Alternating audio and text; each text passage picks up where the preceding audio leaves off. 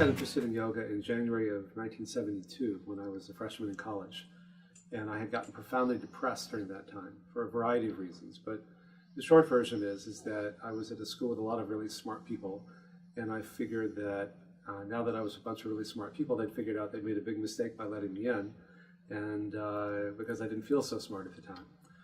But I also had what in retrospect was what I'd call a spiritual vision that was more than I could handle at the time, which was that nothing can bring lasting happiness.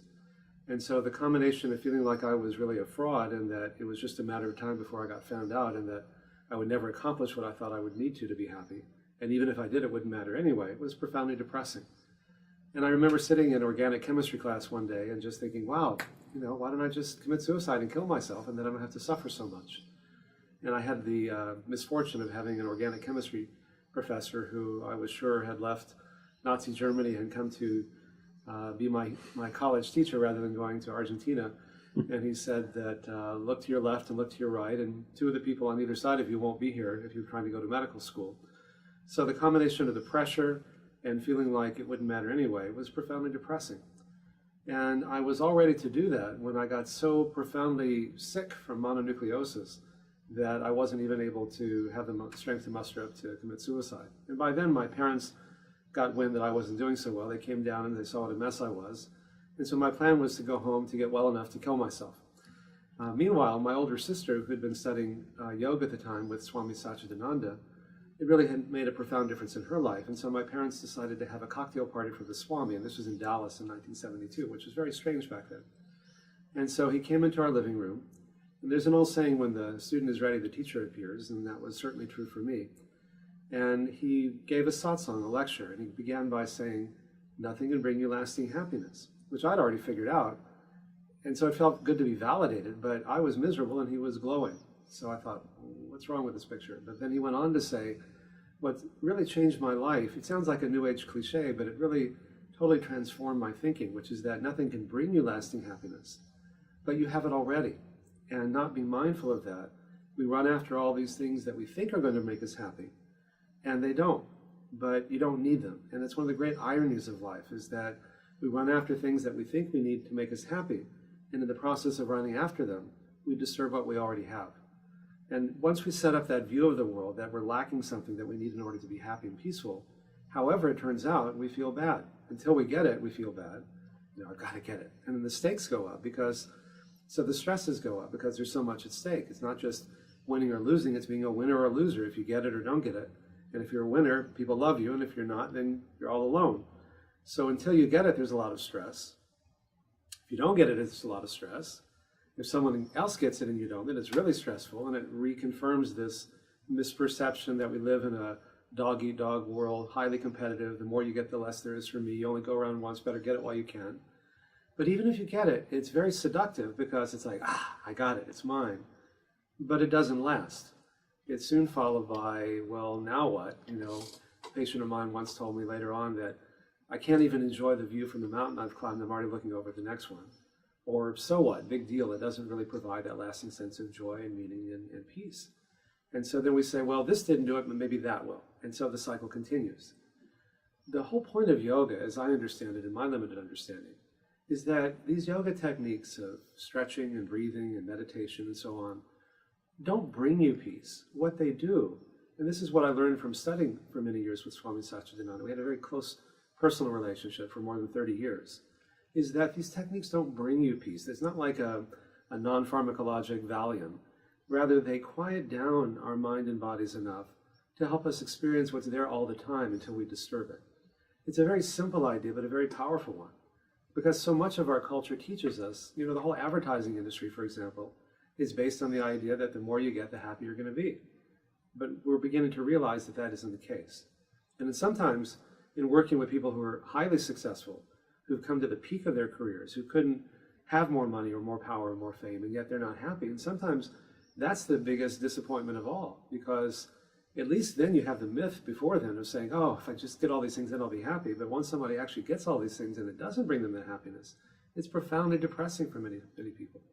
And so these techniques can be a very powerful way of helping people use the experience of suffering as a catalyst or as a doorway for transforming their lives, to quiet down their minds and bodies enough to experience, as I began to get glimpses when I first began doing these things. I mean, I couldn't even sit down when I was so agitated when I first began studying yoga with Swami Satchidananda. I said, well, let me give this a try. I can always go to plan B and kill myself if this doesn't work. And I began to get little glimpses of, at the end of a yoga class or a meditation class, of feeling more peaceful. And he would always remind me that these techniques didn't bring that feeling, but rather, at least temporarily, they quieted down my mind and body enough to experience what's there already. Now, it's a very empowering view of the world when you really experience that, because people only have power over you if they have something that you think you need. And if you feel more inwardly defined, you don't need as much, because you realize that those things aren't going to bring me what I thought I needed because I have it already. So then I can go out in the world and do my job even better. I mean, I got so anxious when I was so depressed because I really thought if only I could get into medical school, then I'd be happy. So I couldn't sleep. I mean, I went for a week straight without, I was so agitated I couldn't sleep. I couldn't even read a headline on a newspaper and tell you 10 minutes later what it said. My mind was so agitated. But then when I became more inwardly defined, the paradox, I could go out in the world and function even better. And I functioned at a very high level, got into medical school, did really well, and so on. And so on the one extreme, I felt like I would never amount to anything. And when my intention changed, because my experiences changed, I graduated first in my class, gave the baccalaureate, and so on, and went to medical school. And I say that not to be self-aggrandizing, but to say it was just from one extreme to the other. And so there's an old Zen proverb, before enlightenment, chop wood, carry water. After enlightenment, chop wood, carry water. And I don't pretend to be enlightened, but even moving a few steps in that direction, my actions were the same, but the intention behind them was very different. Not to get peace and happiness, because I realized I had that already, but rather because that's my dharma, that's what I do. And it's a very empowering way of going out in the world, because before I thought, I have to get these things, so the stresses went up, I was so anxious and stressed I couldn't function. But the more inwardly defined I became, the paradox, the higher the level I was able to function, because the intention was very different. It wasn't to get something that I thought I needed, but rather from the point of view of service. And from the point of view of service is freeing. And there are a lot of false choices that we hear. Is it fun for me or is it good for me? Am I going to live longer or is it just going to seem longer if I live a healthier life? Am I selfish or am I unselfish? Am I look out for number one or look out for other people? And what you realize after you have these experiences and why they're so transformative is that the most selfish thing that we can do, is to be of service to other people. Because that's what frees us from our suffering. That's what frees us from our sense of separateness and isolation. And these are all things that I learned from studying with Swami Satchidananda. They're really old ideas that we're reintegrating, and we're finding how powerful that they can be. And they transform our lives in ways that are incredibly meaningful. Now, we can use our science to measure on a physical level how transformative these changes can be.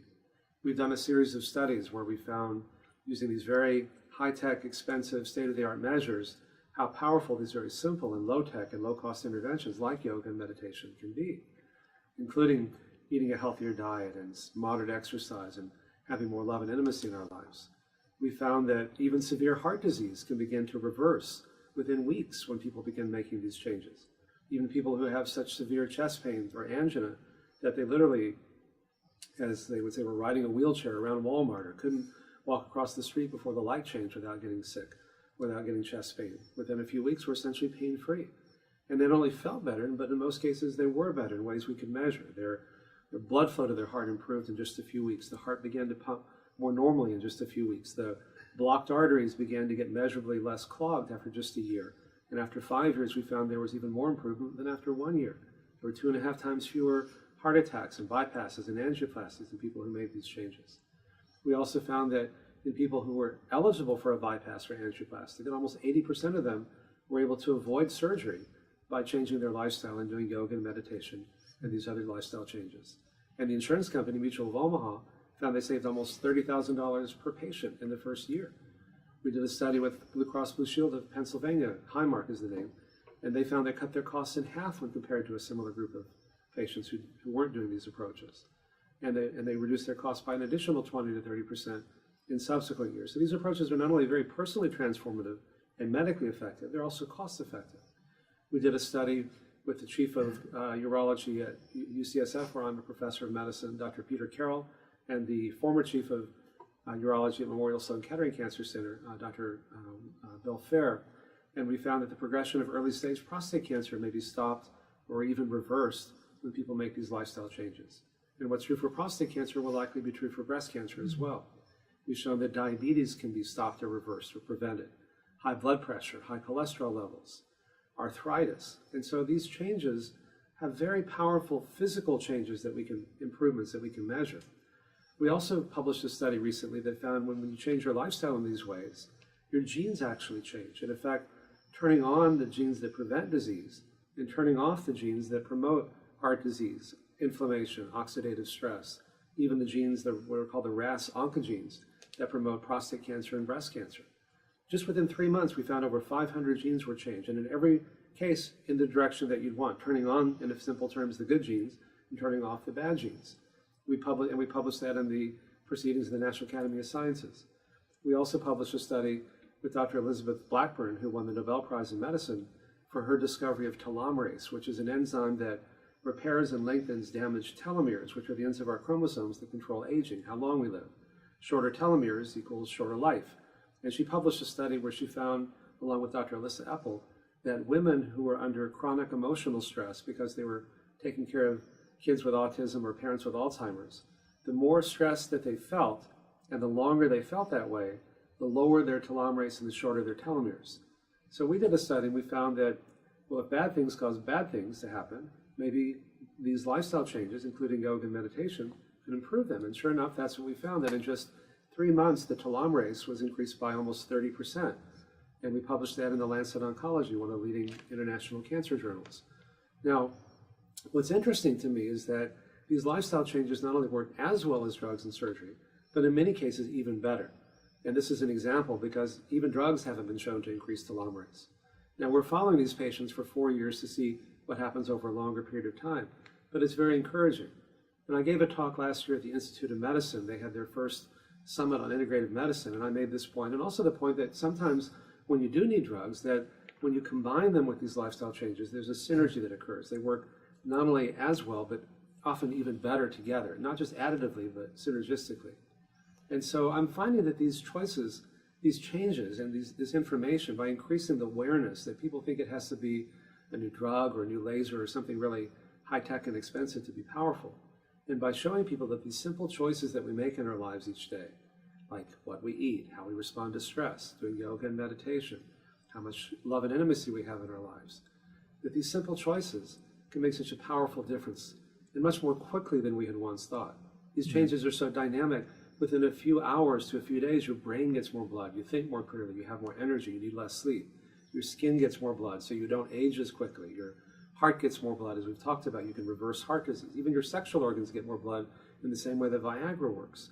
And so that changes and reframes the reason for making these changes, because it's not about just living longer, because as I learned when I was in college, who wants to live longer if you're not happy? But living better.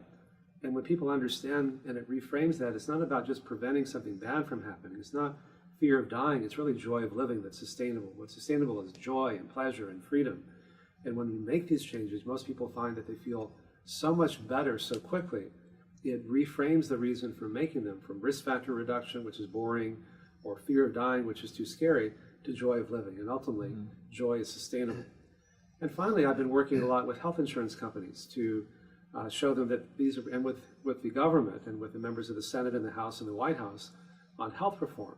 It turns out that 3/4 of the $2.6 trillion that the U.S. spends every year on what are called healthcare costs, which are really what Senator Harkin calls sick care costs, that 75% of these are from chronic diseases like heart disease and type 2 diabetes and prostate or breast cancer and obesity, all of which, to a large degree, can not only be prevented, but often even stopped or reversed by making these simple changes.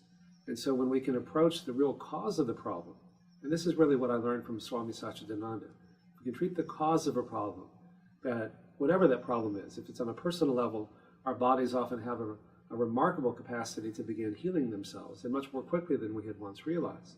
But it's also true on a social level as well.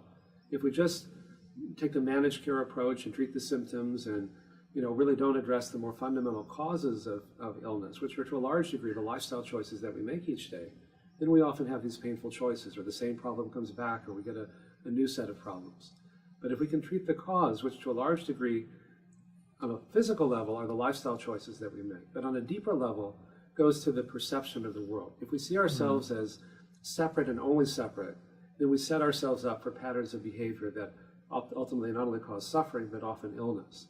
If we can say that, yes, on one level we are separate, you're you and I'm me, but on another level we're a part of something larger that connects us, then we can have that double vision, and we can often go out in the world and accomplish even more, but without getting so stressed or without even getting sick in the process. I mean, the word yoga comes from the Sanskrit meaning to yoke, to bring together, union. These are very old ideas that we're rediscovering the power of.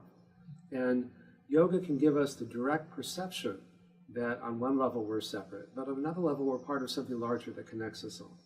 And that can be a very powerful, transformative experience when people have that. It's not just about relaxation. It's not about tying yourself up into a pretzel. My teacher used to say, yoga is not about learning how to stand on your head, it's about learning how to stand on your own 2 feet. Because when you can be in that place, that centered place, then you're holding, it's a very powerful place to be, and yet it's a very gentle place to be. It's the kind of power that can be used to serve rather than to be misused.